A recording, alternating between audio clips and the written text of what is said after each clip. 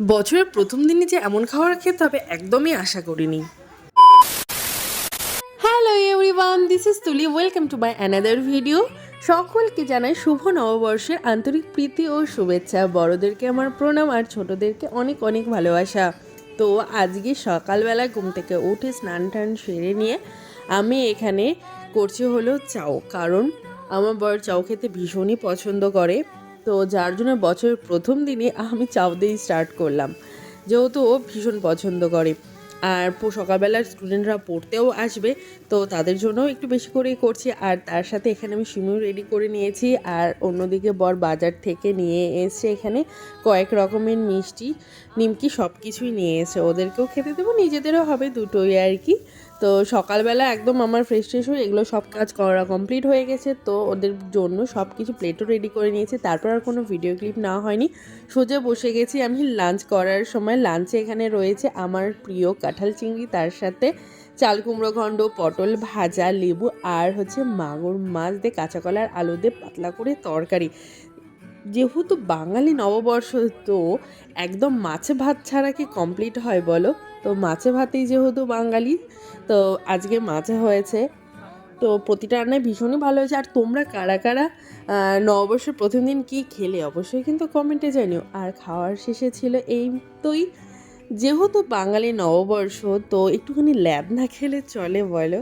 তো একটুখানি ঘুম টুম পেরে নিয়ে বিকেল বাইকেলে আমরা দুজন মিলে রেডি হয়ে নতুন জামা দুজন মিলে পরে বেরিয়ে পড়েছি। টুকিটাকি একটু কাজ রয়েছে সেগুলো করবার জন্য। তখন ঘড়িতে বাজে ওই 4টে, 4:15 মতো। আজকের ওয়েদারটাও কিন্তু বেশ ভালো। তো সোজা চলে এসেছি বাজারে, কিছু দু একটা জিনিস কেনার আছে, আর কিছু হালখাতাও রয়েছে, তো সেগুলোতেও যাব। তো এখানে চলে এসেছিলাম বিএল কালেকশনে। এখানে এসে বরাবরই আমার শাড়ি ভীষণই পছন্দ হয়, তো বাকিদের জন্য দু একটা নেওয়ার ছিল, সেখান থেকে নিজের জন্য আমি একটা নিয়ে নিয়েছি। তো সেখান থেকে চলে এসেছি সেনকো গোল্ডে। এখানে আমাদের ইনভাইট ছিল, তো সেখানেও এসে একটু কাজও ছিল, সেটাও করে নিয়েছি, প্লাস হালখাতা দুটোই হয়ে গেছে। সেখান থেকে বেরিয়ে আর একটা সোনার দোকানে এসেছিলাম, রূপকল্প গোল্ড জুয়েলার্স, যেখান থেকে আমি ম্যাক্সিমাম আমার রূপোর জিনিস নিয়ে থাকি। তো সেখানেও হালখাতা ইনভাইট ছিল, তো সেখান থেকে চলে এসেছি ফুচকা খেতে। ফুচকা তো আমার ভীষণই প্রিয়, তো বছরের প্রথম দিনও খেয়ে নিয়েছি আমার পছন্দের ফুচকা। তো ফুচকা খেয়ে নিয়েছি, তারপরে আবার সন্ধ্যের দিকে পরে আরেকটা ব্যাচ পড়ানোর ছিল, তো তাদের জন্য নিয়ে নেওয়া হয়েছে এখানে সামোসা। তো তাদেরকে দেওয়া হয়ে গেছে। পড়ানোর পর ওই 7:30 নাগাদ আবারও রেডি হয়ে গেছি। যে শাড়িটা একটু আগেই কিনে নিয়েছি, সেই শাড়িটা সন্ধ্যাবেলা পরেই নিয়েছি, শাড়িটা বেশ ভালোই লাগছিল। তো সেখান থেকে সোজা চলে এসেছিলাম আমরা স্টিলের দোকানে, আরও দু একটা হালখাতা, সেগুলো করে ডিনার করতে আমরা আজকে পৌঁছে গেছি রোবট রেস্টুরেন্টে। ফার্স্ট টাইমে এসেছি বালুঘাটে, অনেক দিন আগেই এসে কিন্তু আমাদের আসা হয়নি। আর ওই যে দূরে দাঁড়িয়ে রয়েছে সেই রোবট, কিন্তু আমাদের কপাল খারাপ, রোবটের চার্জ শেষ, তো যার জন্য আর কিছু করা গেল না, রোবট থেকে আমরা অর্ডার পেলাম না।